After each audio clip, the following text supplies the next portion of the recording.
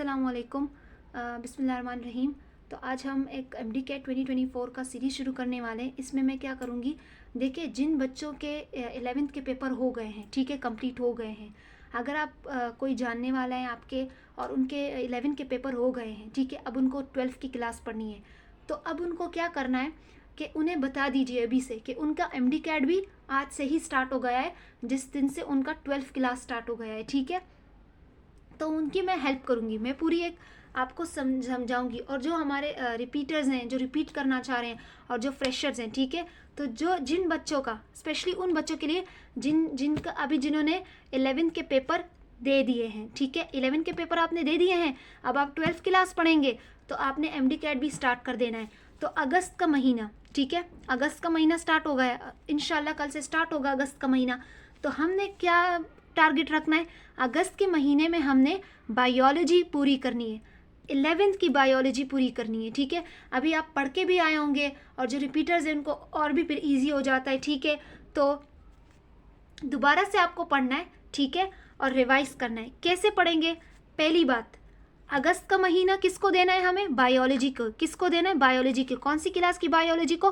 11 class की biology को। अच्छा, कैसे करना है? सबसे पहले ना अगर आप अब आपकी मर्ज़ी है, आप फेडरल बोर्ड पढ़ना चाहते हो, आप जिस तरह का भी आप पढ़ना चाह रहे हो, ठीक है, आप फेडरल बोर्ड लेना चाह रहे हो या सिंध बोर्ड लेना चाह रहे हो, ठीक है।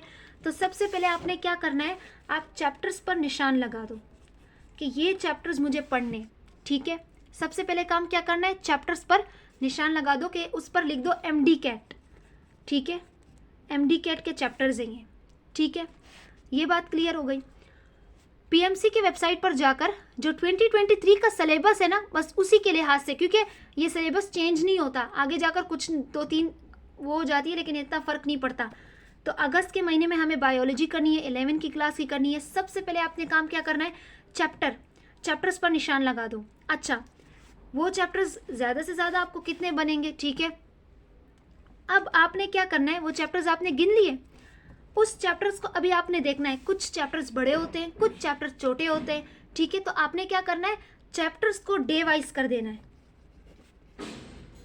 कि भाई ये वाला चैप्टर बड़ा है तो मैं इसको 2 दिन में करूँगा, ये वाला छोटा है तो मैं इसको 1 दिन में करूँगा, ये वाला बहुत ज़्यादा बड़ा है तो मैं इसको 3 दिन में करूँगा। अच्छा, एक मसला होता है किंगडम एनिमालिया, ठीक है। क्या है? Kingdom Animalia. ये एक ऐसा चैप्टर है, ये बहुत बड़ा है। तो इसके लिए मैं आपको क्या ट्रिक बताती हूँ, आपने हर दिन एक फाइलम पढ़ना है, ठीक है। हर दिन आपको एक फाइलम पढ़ना है। क्या करना है? हर दिन आपको एक फाइलम पढ़ना है। इस महीने आप 11th की बायोलॉजी पढ़ेंगे ना, तो आपने क्या करना है, हर दिन एक फाइलम पढ़ना है। और आपने कैसे क्या पढ़ना है इसे, यानी आज मैंने अगर स्पंज फाइलम पोरीफेरा पढ़ा है ना, और कल मैं फाइलम आर्थ्रोपोडा पढ़ूंगी, तो मैं क्या करूंगी, पहले फाइलम पोरीफेरा को रिवाइज करूंगी और फिर मैं फाइलम आर्थ्रोपोडा पर आऊंगी। तो आपको किंगडम एनिमालिया ऐसे याद हो जाएगा ना कि आपको रट जाएगा, ठीक है, क्योंकि ये इंपॉर्टेंट है एमडी कैट के लिए, ये इंपॉर्टेंट होता है किंगडम एनिमालिया का चैप्टर, ठीक है। और यही सबसे बड़ा चैप्टर होता है। तो इसकी तो मैंने आपको थ्योरी बता दी कि आपको क्या करना है, हर दिन आपको एक एक फाइलम पढ़ना है। तो किंगडम एनिमालिया की तो टेंशन ही खत्म हो गई। बाकी जो चैप्टर्स हैं वो बड़े हैं, लेकिन इतने बड़े नहीं है। अगर ज़्यादा बड़े हैं तो फॉर एग्जाम्पल सेल का चैप्टर बहुत बड़ा है और इंपॉर्टेंट भी है, तो 3 दिन आप उसे दे दो या 4 दिन उसे दे दो, ठीक है। अच्छा, पढ़ना किस तरह है, मैंने फॉर एग्जांपल एक चैप्टर आज मैंने पढ़ना है, ठीक है। अब आपने क्या करना है, फॉर एग्जांपल पहला चैप्टर है मेरा, मुझे ये आज कवर करना है, और मैंने कहा है कि भाई मुझे इसको 2 डेज़ में कवर करना है, ठीक है। अच्छा, तो 2 डेज़ में मैं कैसे करूँगी, मैं आधा चैप्टर पढ़ लूँगी। और मैं तो ऐसा करती थी, चलो आधा चैप्टर आज पढ़ लो, आधा चैप्टर कल पढ़ लो, लेकिन आधा चैप्टर पढ़ने के बाद और उसी आधे चैप्टर को दोबारा रिवाइज करने के बाद मैं क्या करूँगी, मैं गीकमा पे जाऊँगी, गीकमा वेबसाइट geekma.com, उस पर इसी चैप्टर मैं गूगल के सर्च में क्या लिखूँगी, इस चैप्टर का नाम लिखूँगी जो मैंने पढ़ा है, और मैं लिख दूँगी geekma.com के वेबसाइट को। उस geekma.com के वेबसाइट पर मुझे इस चैप्टर के लिहाज से MCQs आ जाएंगे। geekma.com पर टॉपिक वाइज क्वेश्चंस पड़े होते हैं, MCQs, और वो बहुत इंपॉर्टेंट है, वो एमडी कैट में आते हैं, ठीक है। तो गीकमा बहुत अच्छी है, इसमें MCQs ज़्यादा कम होते हैं, ठीक है, ज़्यादा भी नहीं होते, और ऐसे MCQs होते हैं जो असल में एमडी कैट यानी MDCAT में आते हैं, ठीक है। तो गिग्मा बहुत अच्छी वेबसाइट है। तो मैंने क्या किया, उस चैप्टर को पढ़ा, उसी चैप्टर के लिहाज के जो MCQs थे वो गिग्मा पर सॉल्व किए। दूसरी चीज़ मैं क्या करूँगी, किप्स की बुक्स होती है, ठीक है, हर साल न्यू एडिशन आती है। कौन से वेबसाइट पर, wisegot.com, ये एक वेबसाइट पर, इस वेबसाइट पर आपको हर किस्म के, आपको डाउनग्रेड भी मिल सकता है, ठीक है, फुल PDF फॉर्म में बुक्स मिलती हैं।